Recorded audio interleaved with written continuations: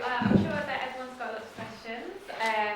I just wanted to start by saying thank you to everybody for your really fascinating presentations, and I think we've sort of built up quite an understanding over the course of the day about where Viking festivals come from, the history over the course of the 20th century into the 21st, a little bit into the 19th century even, about where these festivals originated and what's changed and what the current state it really is, and we can maybe think about the future of Viking festivals a little bit too. I've got lots of questions. I will start with one and then I'll open it up to other people. So one thing I was thinking about when everybody was talking was what's the significance of place in these festivals? So Stefan, you quoted Howard Williams in his recent work on public Vikings.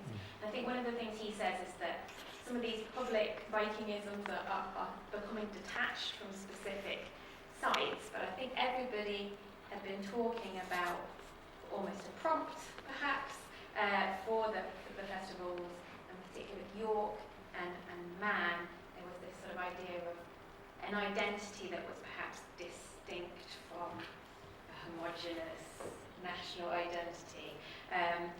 So I wondered if this comes up in reenactment, in festivals, what's the significance of place? I think place is hugely important if it's a special place to the communities that are doing it.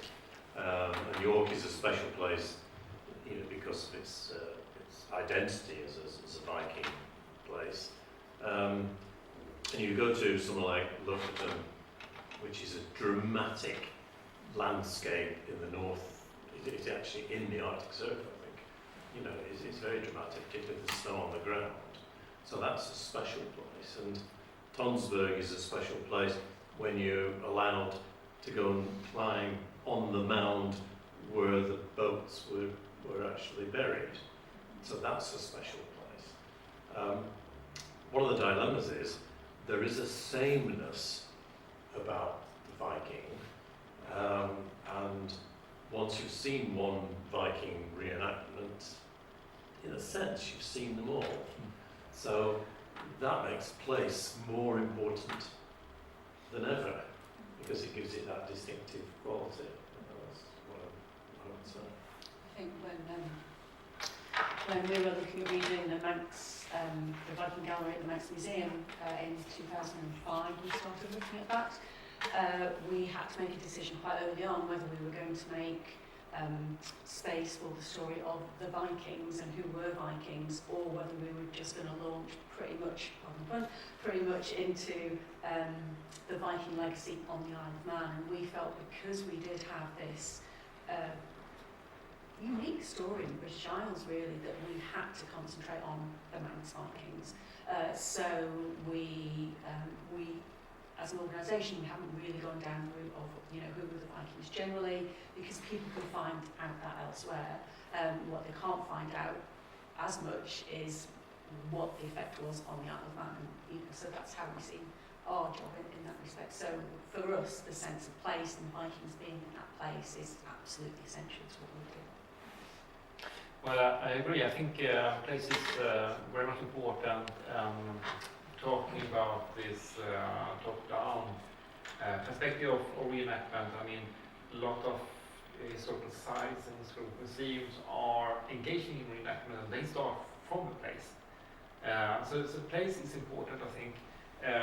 Looking to what Lars is doing, I mean, you're taking the ship around Europe and sort of shifting the place for where the Vikings are constantly, but you're not doing that haphazardly. I mean, you have an idea of recreating the Viking routes and so on. So place is important, and place can be moved in many ways.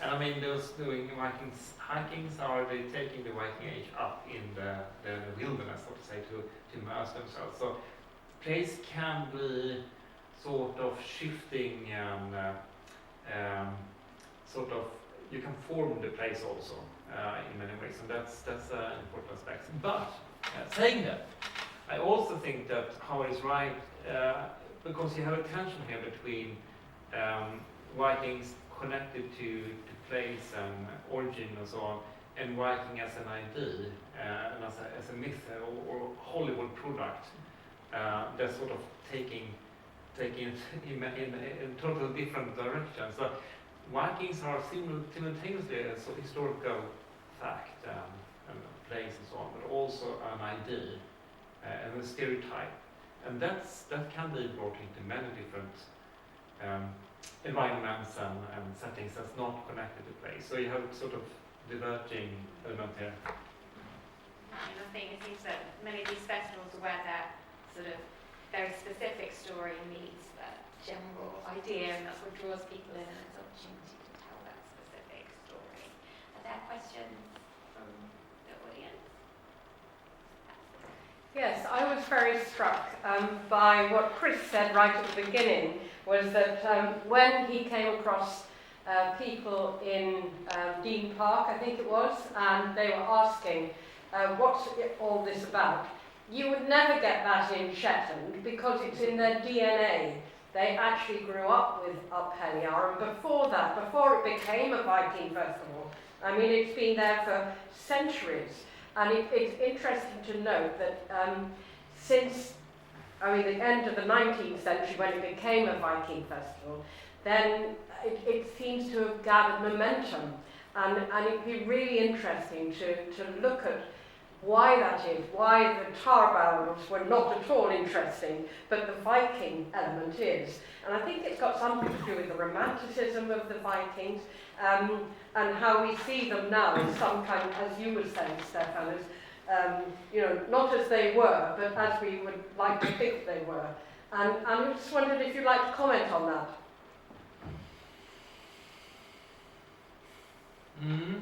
Let's take the case of what you were talking about before, Alison, the Viking horn helmet.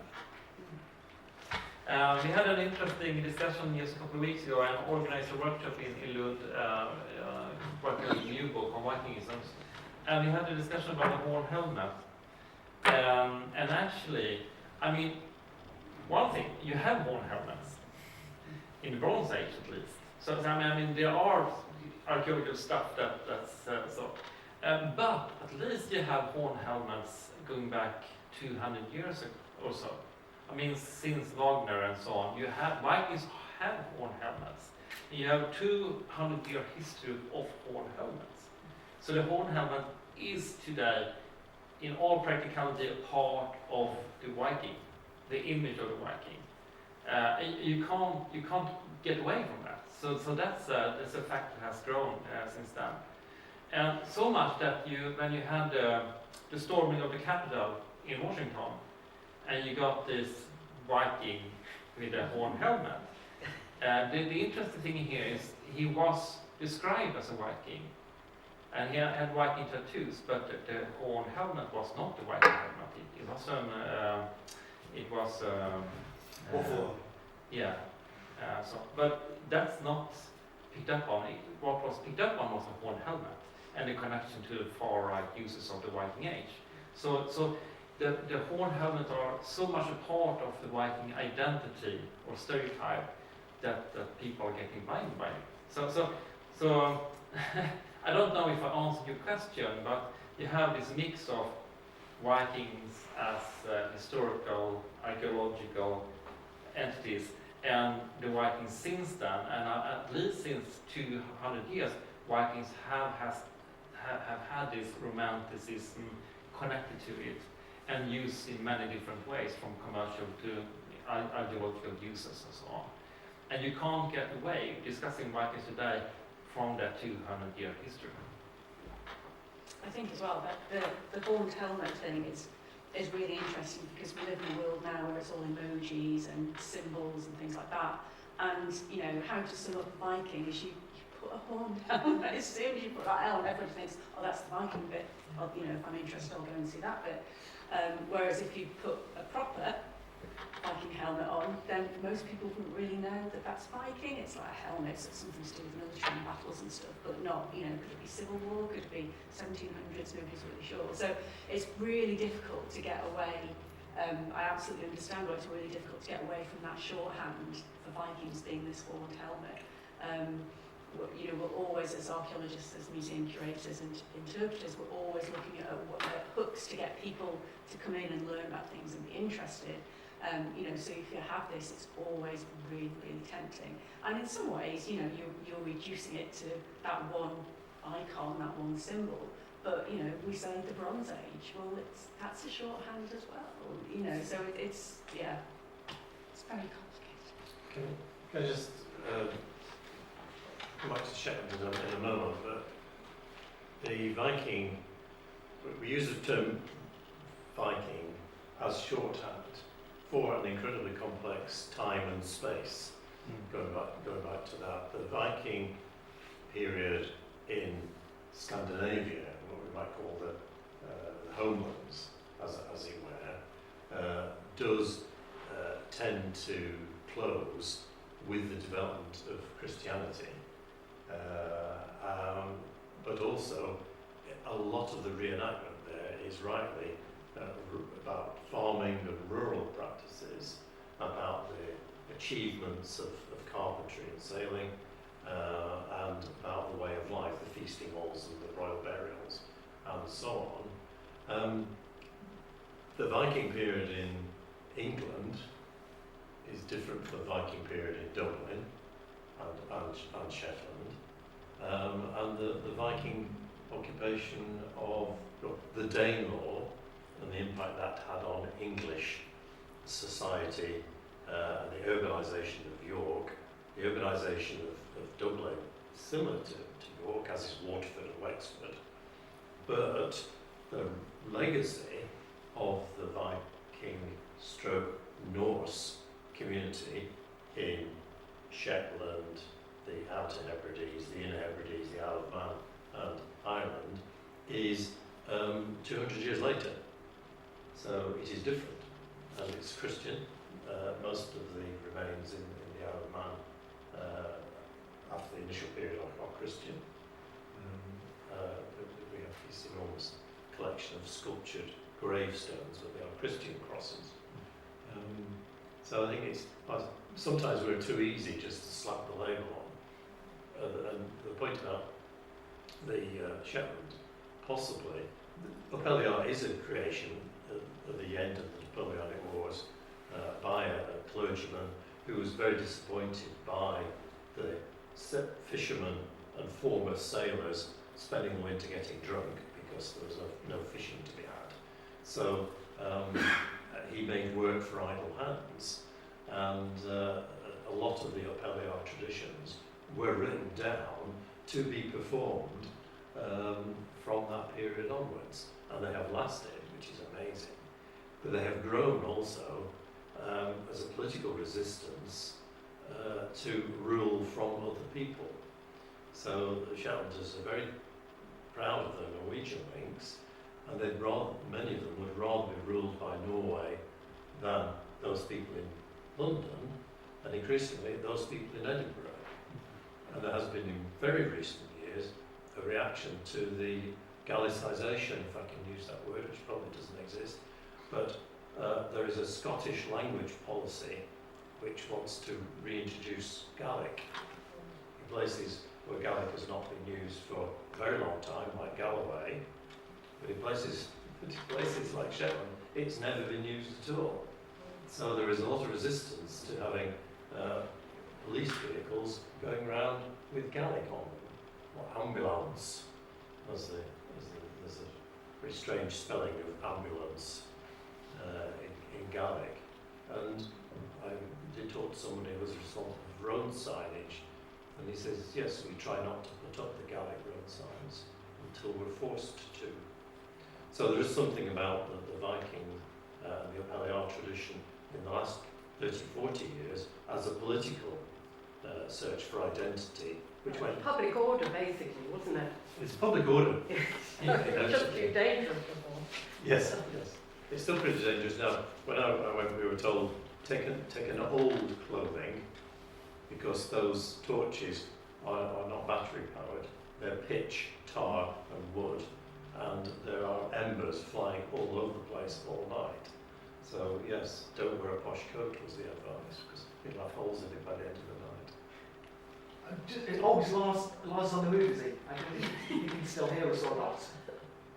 Can you still hear us, Lars? Are you muted? Yes, I can hear you. Oh, you can. Absolutely. Oh, well, I would just. Yeah, go ahead. I have to leave now. The crew is waiting for me, and we are heading out from. Okay, Lars, if you can hear us, thank you very much for your input today. It's been great, and bon voyage.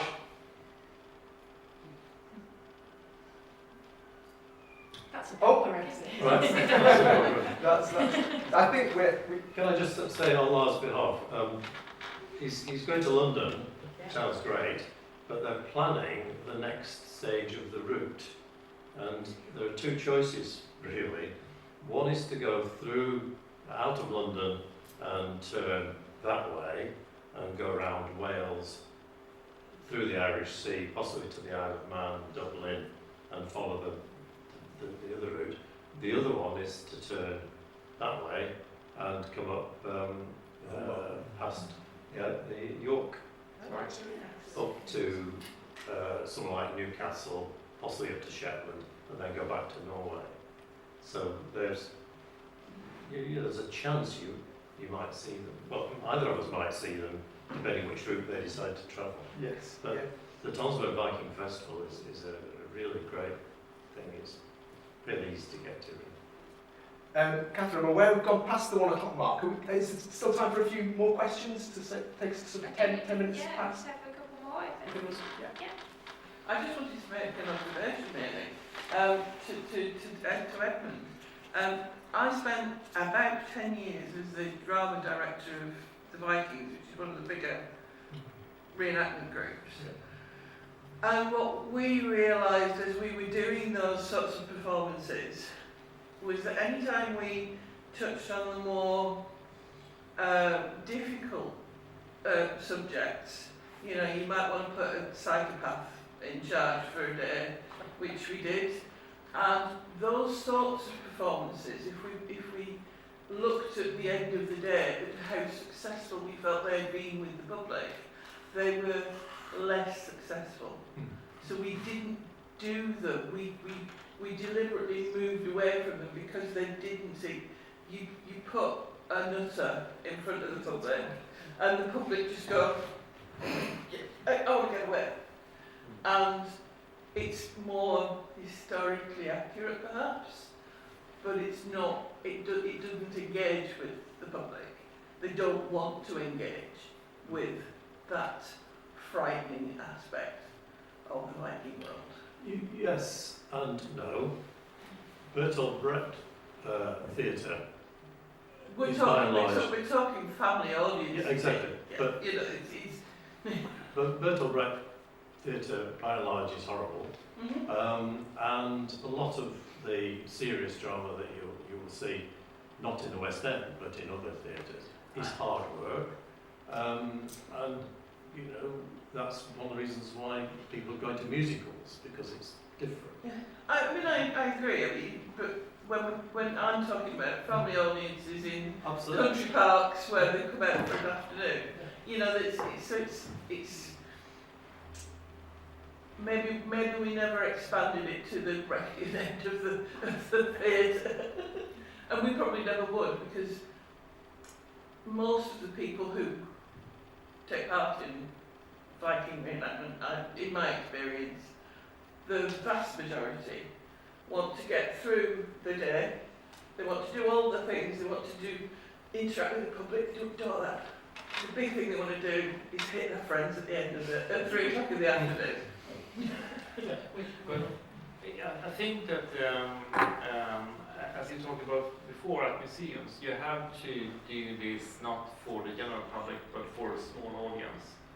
I mean, you will have some people who are interested in that, and if you can find a way to do a sort of select group that's delving into that, I think that's the idea to do that. Just as we do in the museums. I agree to you to do this to general public, the children and so on, isn't a very good idea. Or worse, if you make it into ploy. I mean, you had this incident in a Viking museum in Sweden a couple of years ago where they had this group. They were taking people from the audience and selling them as slaves in a very playful way, and that didn't go down well. So and they preferably took young women and sold them as slaves and showed their teeth and so on, and they got sued. So that's also a very bad way of doing it. Yeah.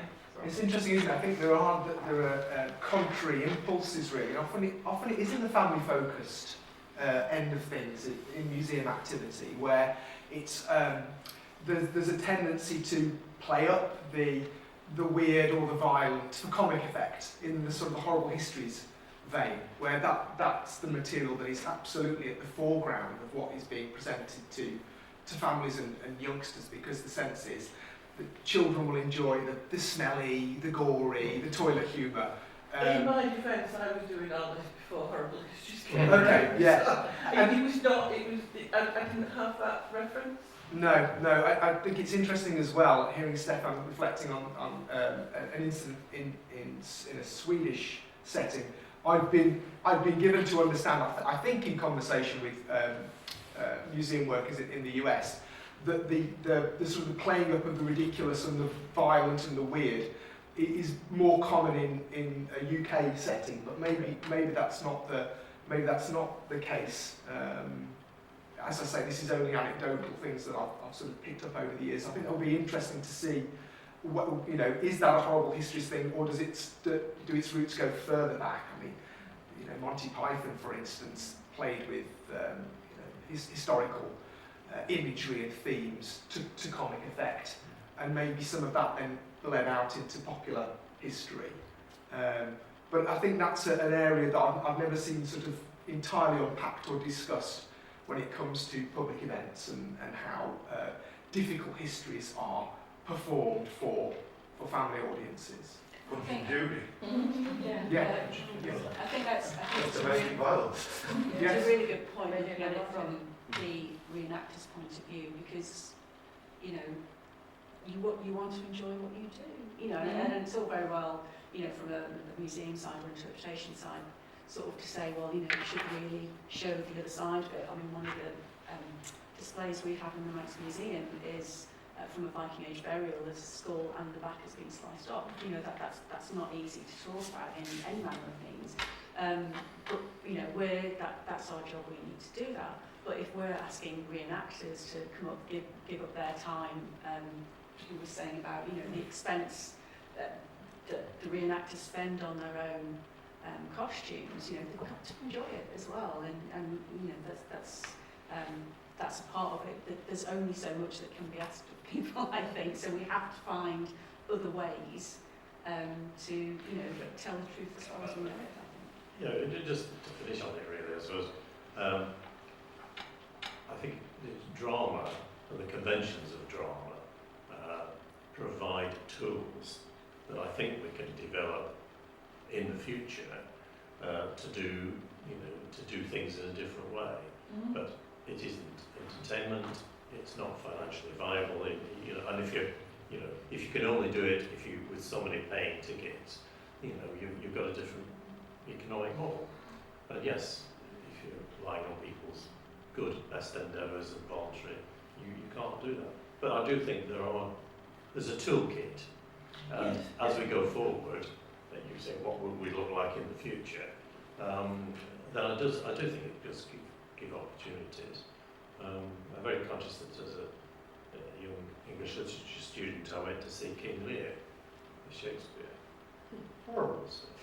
Horrible. Absolutely horrible. Why anyone would want to go and see that play?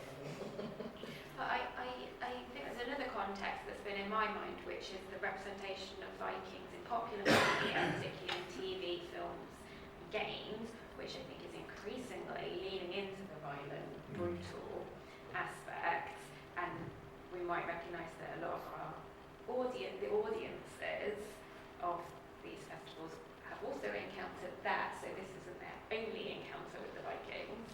And I wondered, I just want to ask a few of you talked about the relationship between reenactors and some academic archaeologists and historians, but I believe there's often a relationship also with representations in popular culture. I don't know if anyone has come across that or has any thoughts on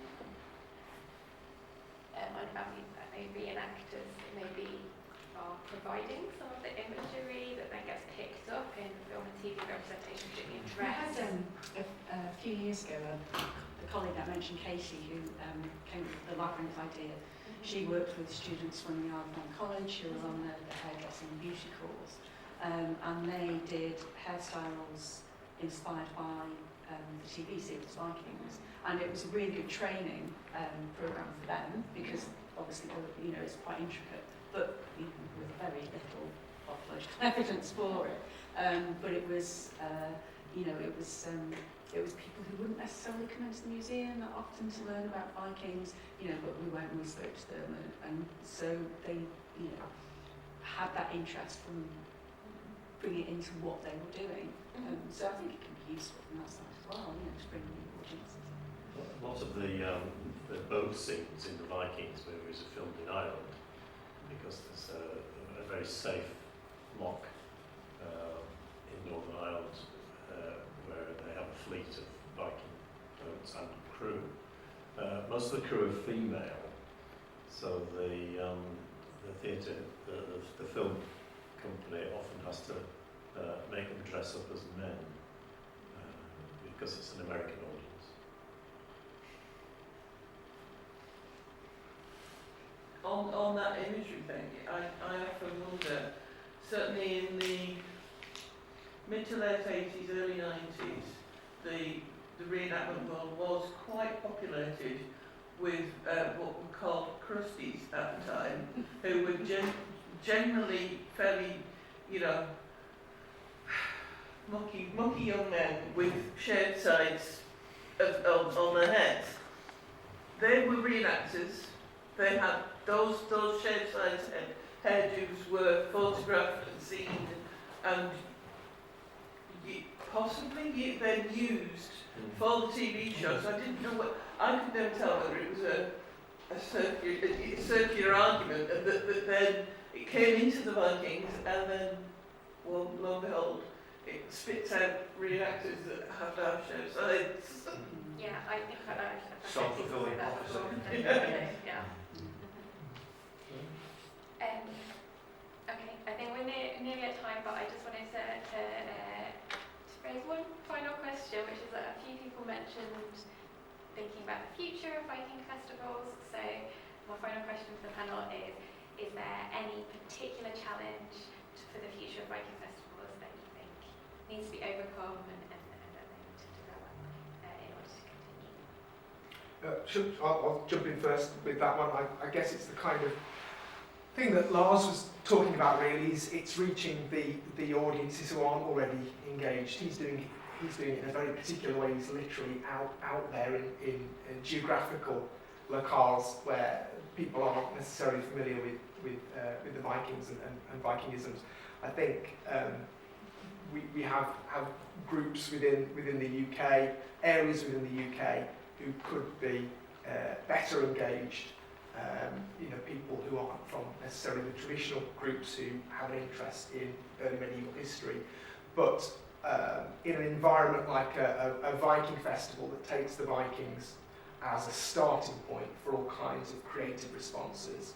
That would be my idea and my vision for the future of the Jorvik Viking Festival, would be to diversify what the festival is all about, whilst keeping this sort of core of historical interest and accuracy, but to draw in as many contrasting viewpoints and backgrounds as possible.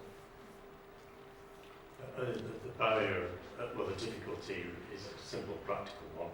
It's very expensive, and people are scared of the lawyers, of the health and safety, of the regulatory bodies, the environmental protection, the noise pollution, and the angry neighbours. And we have, I think it is awkward, we have moved in, there's a cycle of things, and I don't believe in killing people needlessly.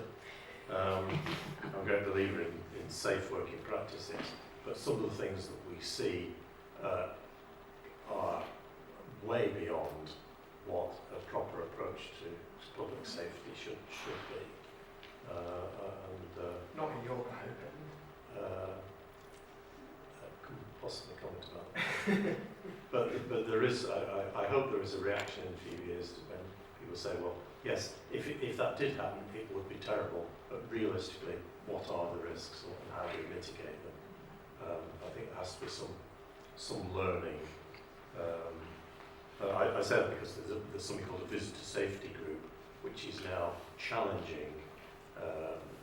It's got people like National Trust and the Forestry Commission, and it's actually going to inquests and challenging some of the worst fears. Say, yes, these things can happen, but sometimes actually, no, you shouldn't have stood so close to the edge.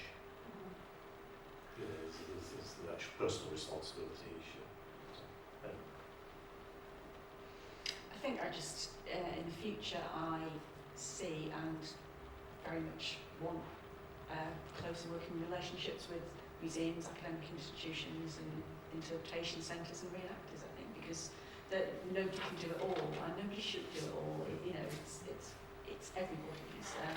And I think it was really interesting what you were saying about, now people who find stuff that are phoning up reenactors to say, well, what's this? How would it be used? And we see that, even with metal detecting finds.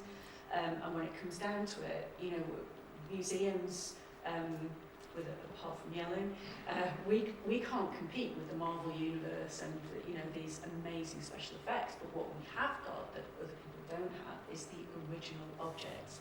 And so if we can use those objects to inspire people to commission their own and to show people actually how heavy a Viking sword is, then that's the way to get engagement, and then that's the way we can start sharing what we know about that part of the past with other people. So collaboration is my wish. Mine too, actually. I think that's very important to find good ways to work between academics, museum people, reenactors, public, and how to develop that. I have an ongoing book project with a lot of people across Europe and United States right now. It's been a book project we are working on for at least 10 years.